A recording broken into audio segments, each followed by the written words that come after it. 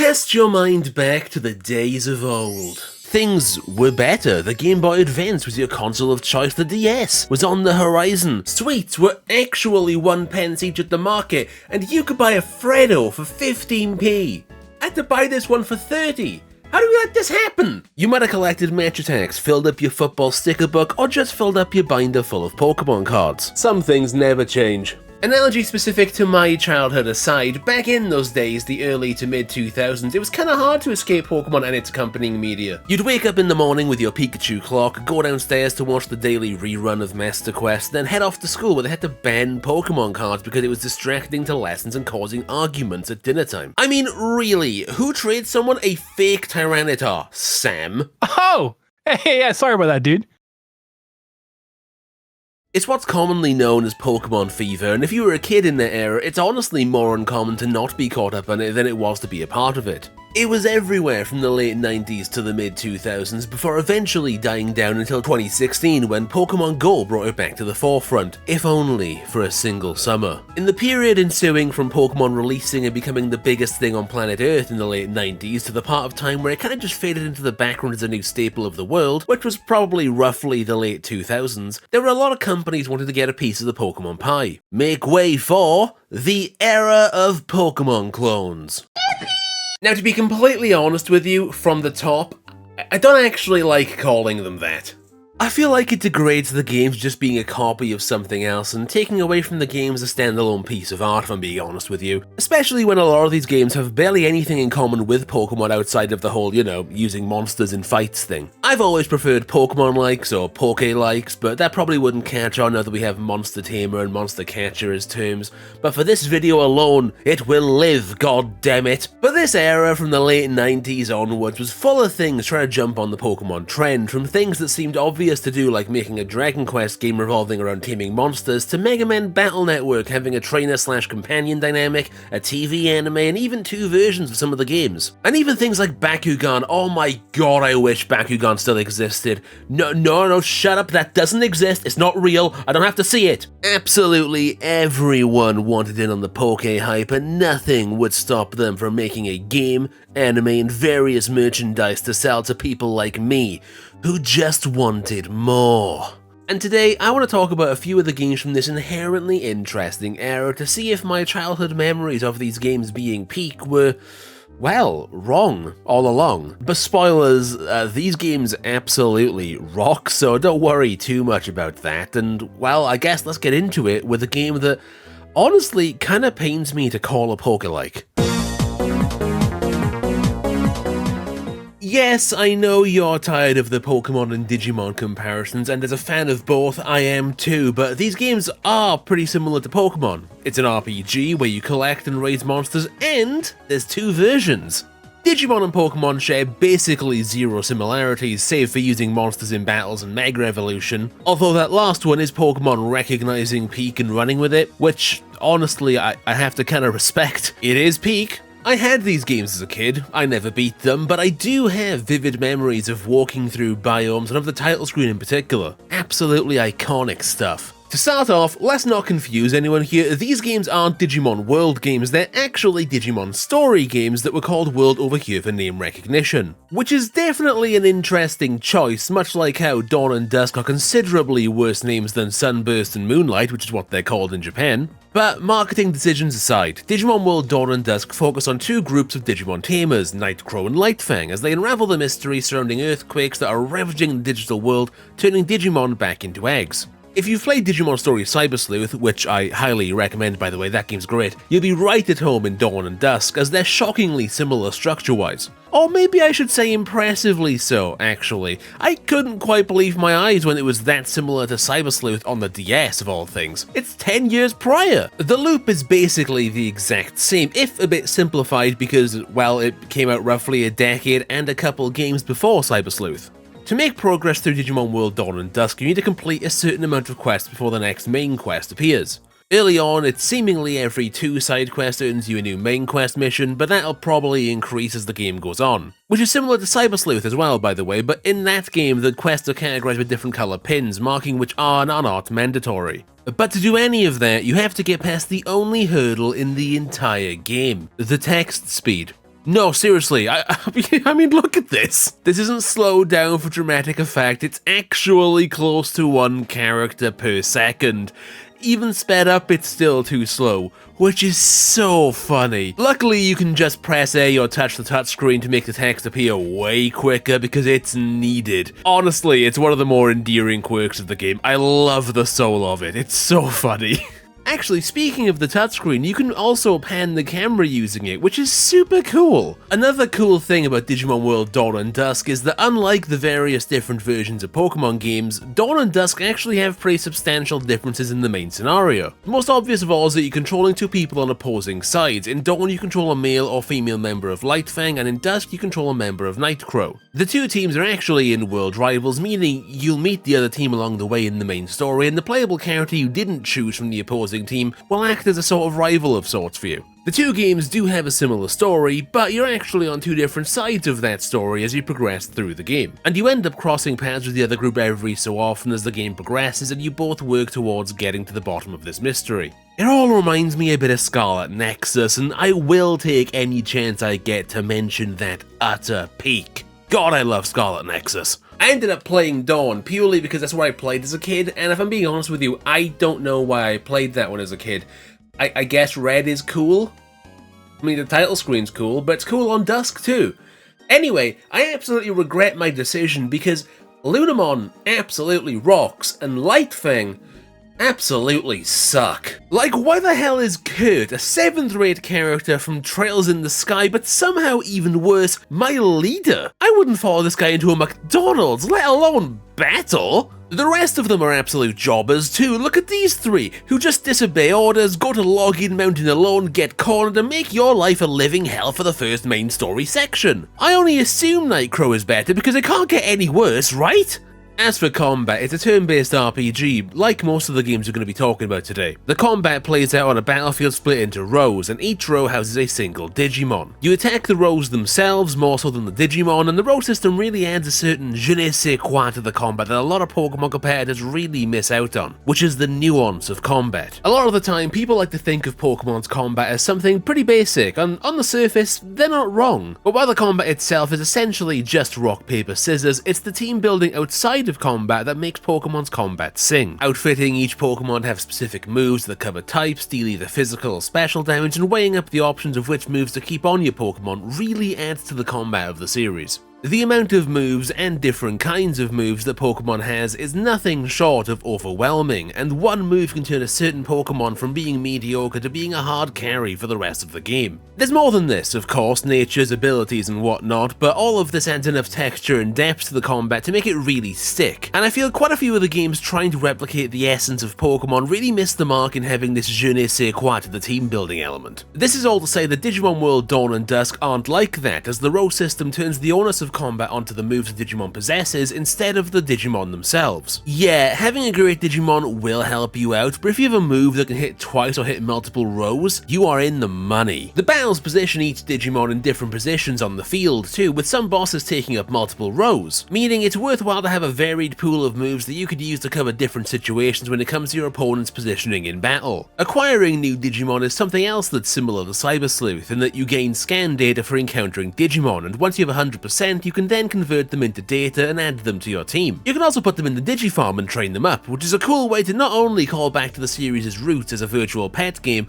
but to also include a daycare system, because oh boy do you need it in these games. That's thanks to the Digivolution system, which wants you to experiment with your party composition throughout the entire game by evolving and de-digivolving your Digimon. You'll need to reach certain levels and stats with Digimon before you can digivolve them, and de-digivolving them can actually increase certain stats and their level caps, meaning you'll sometimes have to level down your Digimon before you can level them up. This system, especially in Cyber Sleuth, is more SMT than it is Pokemon. Basically a mess around and find out type of loop, which is similar to the experimentation you'd be doing with Demon and Persona fusions in SMT or Persona. It really works in my opinion, and it's a great way to adapt the flexibility of Digimon's evolution system into a gaming format. Digimon World Dawn and Dusk are really neat games with a great combat system, fun mechanics that feel like the first few steps to becoming the incredibly in-depth systems of the later Digimon story games, and a great soundtrack to boot. Check out Digimon World Dawn and Dusk. I know I'm glad I did.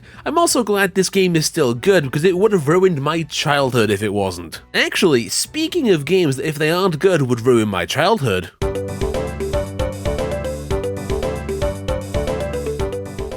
Dragon Quest Monsters Joker is the DS's series of Dragon Quest monster games after the series started on the Game Boy Color in 1998 to, as far as I know, pretty great reception. I've never played any of the other Dragon Quest Monsters games, but I did play this one as a kid, and have vivid memories of walking through the first town in the game. It's one of my core memories of playing DS games back in the day. Oh my god, it is the city! Oh my god! Oh my god, it was here. This is it. This is the memory I have from when I was a kid. Oh my god, it's this street.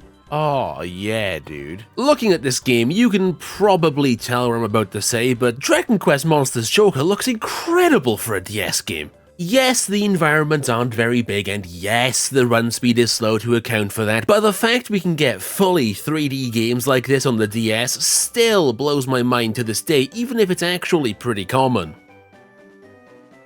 I grew up with the DS, but when I played games on the system, they were mostly 2D things. Stuff like Pokemon, Digimon World Dawn and Dusk, Sonic Rush, stuff like that. So 3D games on the system still blow my mind, and it's no wonder this game is so vivid in my memory. I mean, look at it looks so good! Dragon Quest Monsters Joker has you taking on the role of a young boy who enters the monster scouting tournament to spy on it. And it tells the story of your journey through that tournament that has something fishy about it, collecting the Darkonium crystals and teaming up with a really cool monster to unravel the mystery at hand. Much like every Dragon Quest game, the vibes in this are immaculate. The visuals go a long way to helping that, of course, alongside the late, great Akira Toriyama's art style, and it all comes together to form a really comfy package. Dragon Quest has this sort of vibe that always feels like you're going on an adventure, and it's one of my favourite things about the franchise. It's the ultimate RPG comfort food, a warm embrace, a loving meal. It's just lovely. I love Dragon Quest. And this is helped by the incredibly rock-solid gameplay itself. It's similar to Pokemon in this regard, where even playing the worst games in this series is still a blast because the gameplay core itself is so fundamentally fun that it's just kinda hard to not enjoy playing them. Dragon Quest Monsters Joker is luckily not one of those bad games.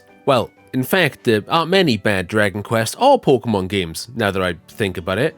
Anyway, the gameplay of Dragon Quest Monsters Joker is pretty simple. Much like other games today, you send your monsters out into the battle to fight for you, and you can command them by hitting the Give Orders command, or you can let the AI attack for you. As you gain levels, at certain intervals you get skill points which you can allocate to certain skill groups that your monster has, and it learns new attacks, skills, or increases stats. Now, I haven't played Dragon Quest VIII, but it's apparently taking cues from that game, and this system absolutely rocks. It keeps the game having a linear progression for skills, but puts the onus on which ones the monster learns on your decisions, and basically makes a linear skill tree for each monster, which is super cool. It's almost like a Western RPG where you put points into a skill and eventually you get a new perk or gameplay feature of that. When it comes to the monster taming itself though, Dragon Quest Monsters before Joker basically had you feed monsters to try and entice them to join the party. Joker, on the other hand, introduces the scouting system, having you attack the monsters to prove your strength and convince them to join. It's a really fun system because the more you grind and the stronger your party is, the more chance you have of monsters joining you. And I always love a mechanic that rewards grinding.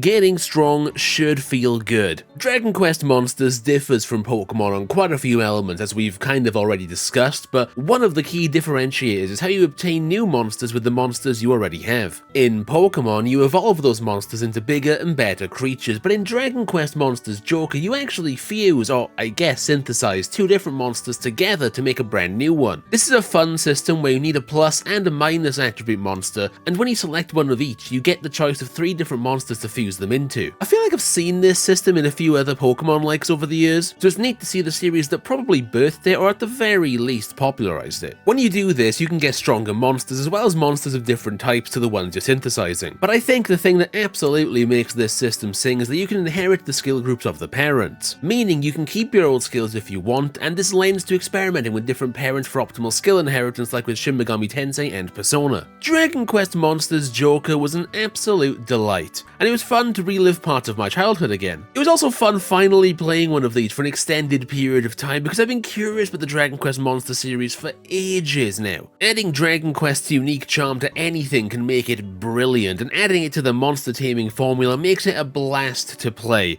especially when it looks this charming. Now, speaking of charming,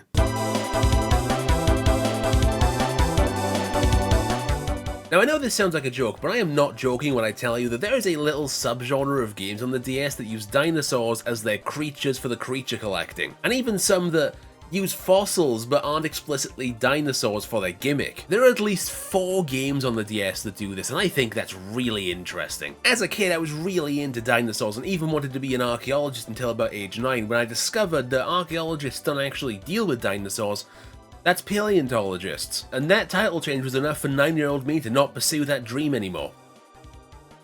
Look, I was a idiot. But it makes sense that I would be super into these games as a kid. There was Dinosaur King, which had an anime and various different pieces of media, and a couple others, including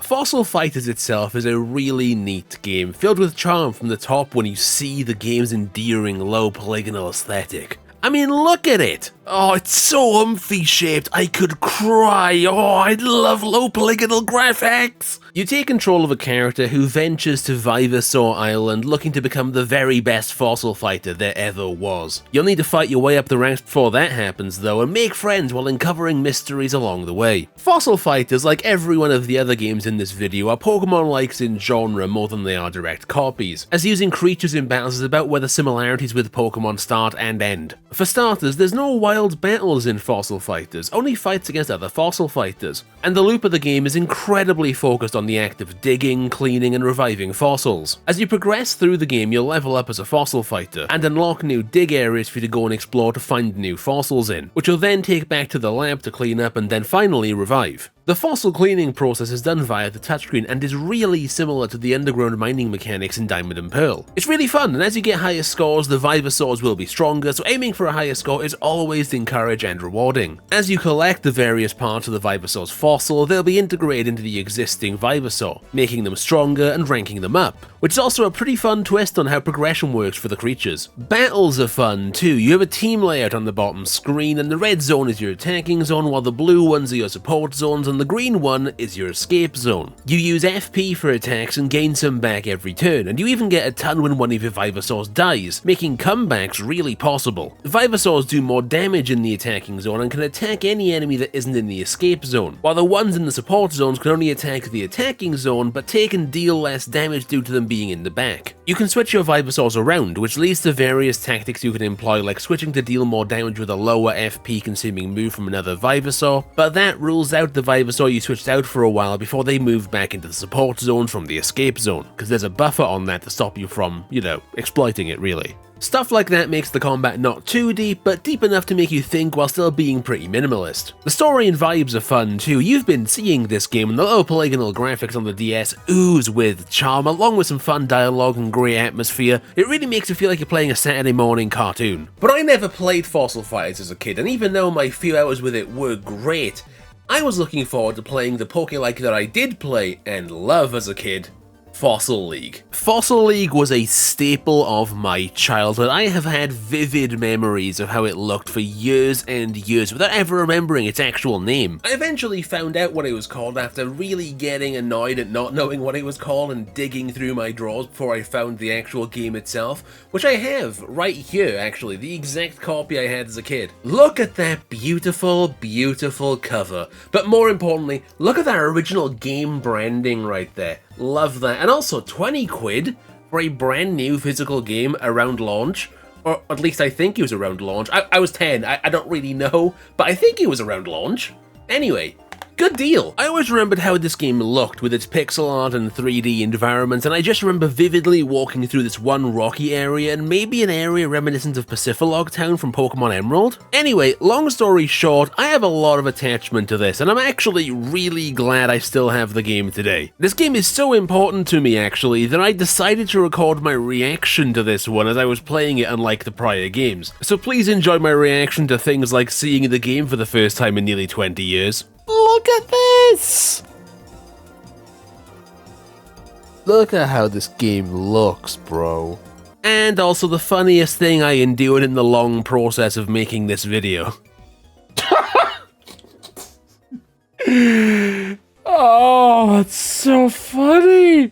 It's like a real-time translator's note, it's so funny! Oh my god!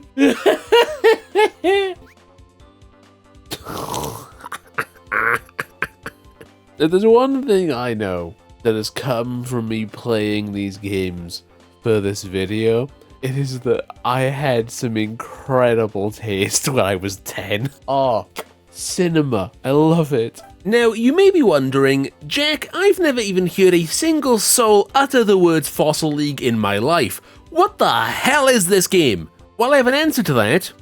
It's a Pokemon clone with dinosaurs.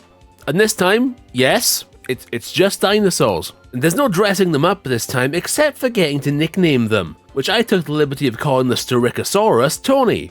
Because, of course I did. It sounds like Tony Stark. Fossil League has you taking on the role of Tiger as you recover the 7 pieces of the fossil your father left behind, after a mysterious organization breaks it and travels in time with the pieces in tow. The combat is really simple, but a lot more fun than you'd think. Your dinosaurs are sent out into combat and they have moves that they can use, much like Pokemon. Each move costs SP and has a DXP next to it, which I honestly wasn't able to figure out anything about. Just being honest with you here. You also get to clean fossils in a way that's kinda similar to Fossil Fighters, so we're 2 for 2 on dinosaur games using the touchscreen to unearth fossils. Hey, actually, while talking about the touchscreen, you can control the entire game using the touchscreen too, which is also something you can do in Fossil Fighters as well that I forgot to mention. You move by holding the stylus in any direction on the screen, and everything else can be done by either touching the screen to advance or access menus. This game is legitimately a unicorn. It feels very cheap in certain areas, but has this incredibly captivating use of 2D assets in a 3D world akin to games like Xenogears and HD 2D games of today. A game that feels like it was simultaneously made to get in on the Pokemon trend, but also a game that feels unique and stands out thanks to it being so endearing. And I think it's a game that I truly love. Like, is it gonna blow your socks off? No, not really, but does it have a Brachiosaurus throwing it down in the background of the first shot of the Jurassic period? You bet your ass it does. Yo, what he doing?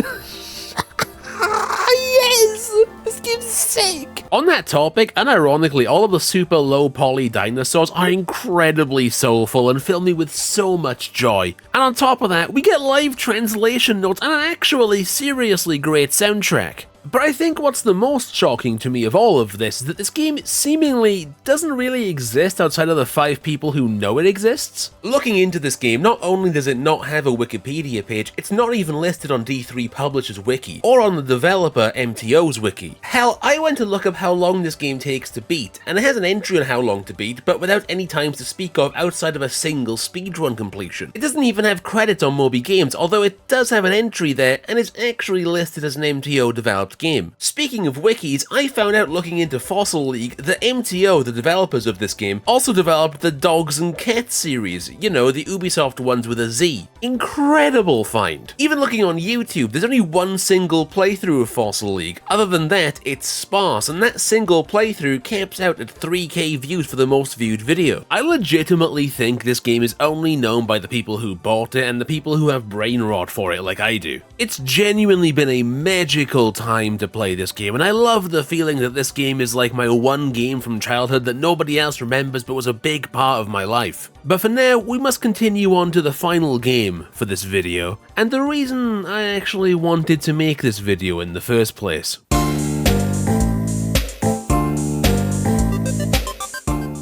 Spectrobes is a game that I adored as a kid, and is the game I've kept locked away for years in hopes of finally playing. If you're unaware of what Spectrobes is, it's actually Disney's attempt to get a piece of the Pokemon pie, because Disney wants a piece of every pie, obviously. And while that may make it sound a bit like a cash grab or a vain attempt for some money, Spectrobes is anything but that, and it's probably the coolest game on this list. And not only that, but it's made by Jupiter, who developed Kingdom Hearts Chain of Memories, the Picross games, and helped out on Twowie. It's also, according to the wiki page at least, what Disney Interactive considers to be their first wholly original IP. Spectrobes was a big deal when it came out, big enough to spawn 2 sequels, but not only that, to absolutely rock my world. It has you taking on the role of Roland, with him and his partner Gina having been tasked to investigate a signal that's come up in the Nairo system. When you get there, you're greeted by an escape pod with a man claiming to be from a planet that disappeared 16 years ago, with him claiming he was sent here to investigate an ancient species, the Spectrobes,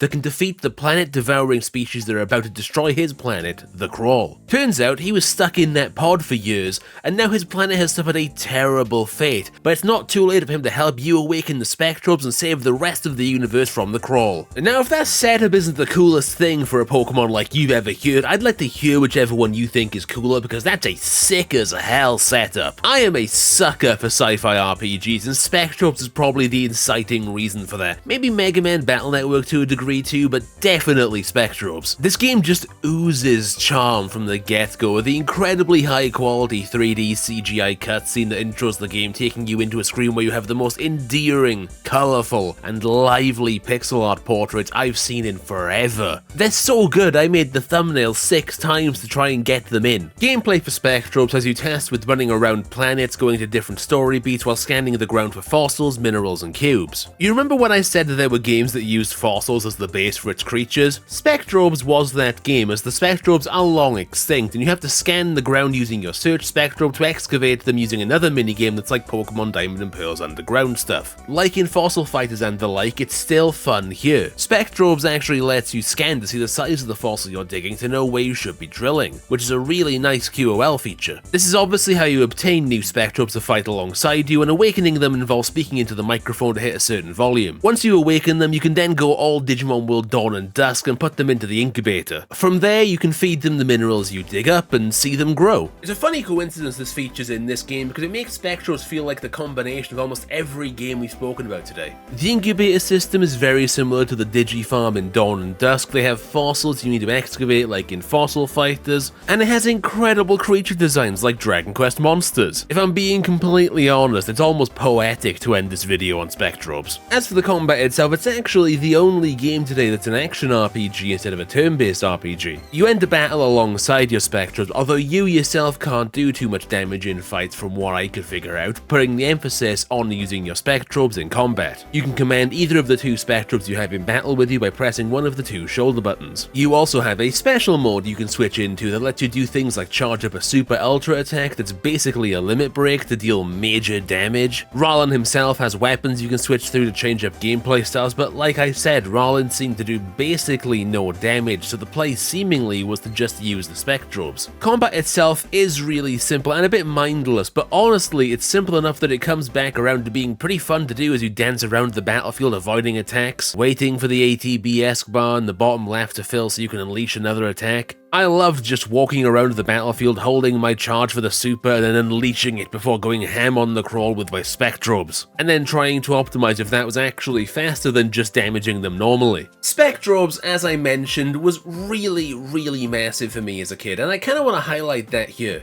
Sometimes you go back to games from when you were a kid and they're nowhere near as good as you remember them being. But today I've done a bunch of that and all of them are good games. It turns out I had good taste in games, or well, at least my parents did. Spectrobes, along with Fossil League, Dragon Quest Monsters, and Digimon World Dawn and Dusk, really highlight a big chunk of my childhood. To this day, I still love Pokemon, and to this day, I still love things that are just Pokemon shaped. Which is a funny sentiment really, because, well, none of these games have really been explicitly Pokemon, have they? None of these games feature anything really in common with Pokemon other than being able to capture creatures and using them in battle. Genre theory in video games is a whole kettle of fish I don't really want to get into today, but But I do think it's incredibly cool and interesting that games like these today took what Pokemon pioneered and turned that into more of an actual genre, rather than remaining as just Pokemon riffs. It's kind of like how Souls-likes are now deviating massively from what FromSoft's original Souls games were. With games like Star Wars Jedi and other action games, they are now finding a middle ground of old action games and Souls inspiration, meaning the term Souls-like can mean anything from a game directly being inspired by the Souls games to Jack Garland beating the ever-living daylight out of chaos. Monster Tamers are what have been born from this era of things trying to jump on the Pokemon bandwagon and finding the core of what makes up that magical feeling of playing Pokemon. In the case of Monster Tamers, it's the simple act of catching and forming bonds with monsters, and I think that's beautiful. It's ultimately the core of Pokemon, becoming friends with your partners and going on journeys with your pack of Scrimblows. Sure, the games are also about becoming the very best like no one ever was, but to me at least, the core of Pokemon is a lot more ethereal than that. Pokemon, to me at least, has a few core pillars aside from the forming bonds with Scrimblows, and that's great designs, immaculate vibes, compelling combat with good stories and music as bonuses. These things don't require you to copy Pokemon wholesale, these are just things you can do and invoke that spirit by making something completely different, and it's something each game today has done sublimely. It's why I don't like calling games like this Pokemon clones. While all of these games were probably to some degree made to hop on the Pokemon bandwagon, none of these games are actually clones of Pokemon and have their own artistic merit above all that. I do think it's almost degrading to lump these in as simple Pokemon clones. Sure, some games will exist that are trying specifically to replicate certain franchises, but most of the games that try to emulate franchises do just that, emulate the feeling, all the while adding their own spin to the formula. I genuinely love games like we've spoken about today, and it's such a shame that only Dragon Quest Monsters and Digimon Story are still getting games today, the latter of which only has one announced while the last one was over 5 years ago, and that was just a complete edition of an already released game. All of these franchises have the chance to succeed today, and I'd love to see things like Spectrobes and Fossil Fighters given a second chance. All we can do is wait and hope that the recent resurgence of Monster Tamers with indie darlings like Cassette Beasts and games like Monster Hunter Stories is enough to give some of these franchises another shot. As a kid who grew up on them, it's time for people to take advantage of my nostalgia and give me more Spectrobes, damn it! I'd love to one day do another video tackling some of the more modern Monster Tamers too, as they're also a topic I love and games I'd love to play, so let me know down below if you'd like to see that. Subscribe while you're down there too, and until next time, go play a few games from your childhood. You might find a new love for them like I did. See you around.